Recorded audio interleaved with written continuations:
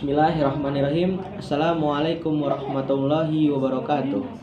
Izin memperkenalkan diri, nama saya Fairuz Zahran Suryana, NPM 205305104. Dari kelas Penjas B. Pada video kali ini saya ingin menjelaskan mata kuliah Pendidikan Pancasila sebagai sistem filsafat dengan judul materi pengertian filsafat. Pengertian filsafat. Istilah filsafat secara etimologis merupakan padanan kata falsafah dari bahasa Arab dan filosofi dari bahasa Inggris yang berasal dari bahasa Yunani, yaitu philosophia. Kata filosofia ini merupakan kata majemuk yang tersusun dari kata philos atau philein yang berarti kekasih, sahabat, mencintai, dan kata sophia yang berarti kebijaksanaan, hikmat, kearifan, dan pengetahuan. Dengan demikian, filosofia secara harfiah berarti mencintai kebijaksanaan, mencintai hikmat, atau mencintai pengetahuan. Cinta mempunyai pengertian yang luas, sedangkan kebijaksanaan mempunyai arti yang bermacam-macam, yang berbeda satu dari yang lainnya. Istilah filosofos pertama kali digunakan oleh Pythagoras, yaitu ketika Pythagoras ditanya, "Apakah engkau seorang yang bijaksana?" Dengan rendah hati Pythagoras menjawab, "Saya hanyalah filosofos, yakni orang yang mencintai pengetahuan." Lanjut, ada dua pengertian filsafat, yaitu filsafat dalam arti proses dan filsafat dalam arti produk. Filsafat sebagai ilmu atau metode, yang filsafat sebagai pandangan hidup.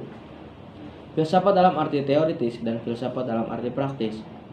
Pancasila dapat digolongkan sebagai filsafat dalam arti produk, sebagai pandangan hidup, dan dalam arti praktis.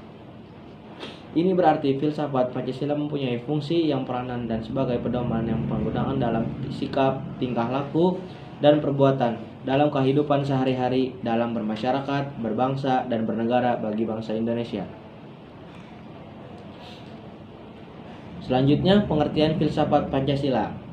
Pancasila sebagai filsafat mengandung pandangan nilai dan pemikiran yang dapat menjadi substansi dan isi pembentukan ideologi Pancasila.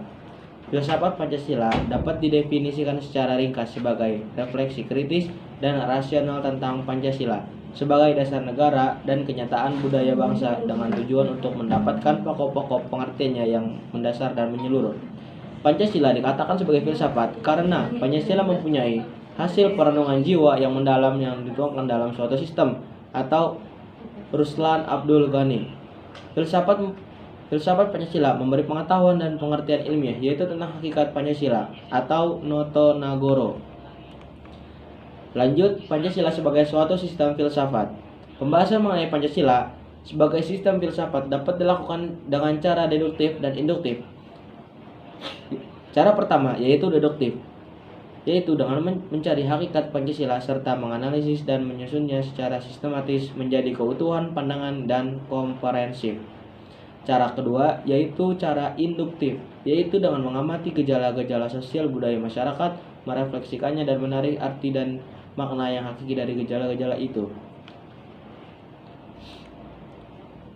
Selanjutnya, Pancasila yang terdiri dari atas 5 sila pada hakikatnya merupakan sistem filsafat. Yang dimaksud sistem adalah suatu kesatuan bagian-bagian yang saling berhubungan, saling bekerja sama untuk tujuan tertentu, dan secara keseluruhan merupakan suatu kesatuan yang utuh. Sila-sila Pancasila yang merupakan sistem filsafat pada hakikatnya merupakan suatu kesatuan organis. Artinya, antara sila-sila Pancasila itu saling berkaitan, saling berhubungan, bahkan saling mengkualifikasi pemikiran dasar yang terkandung dalam, yaitu pemikiran tentang manusia.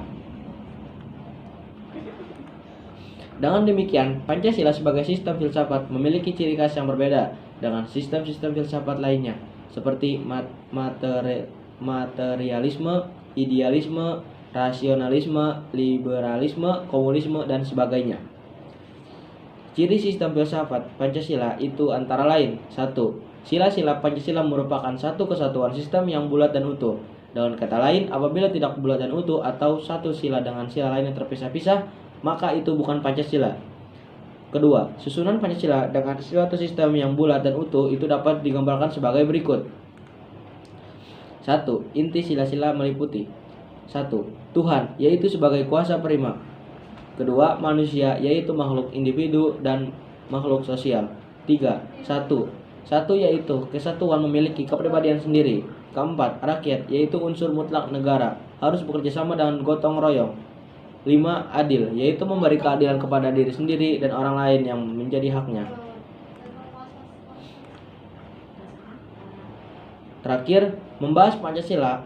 Sebagai filsafat berarti mengungkapkan konsep-konsep kebenarannya Pancasila yang bukan saja ditunjukkan pada bangsa Indonesia, melainkan juga bagi manusia pada umumnya.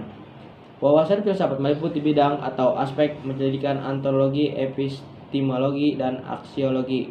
Ketiga bidang tersebut dapat dianggap mencakup kesemestaan. Sekian dari presentasi saya.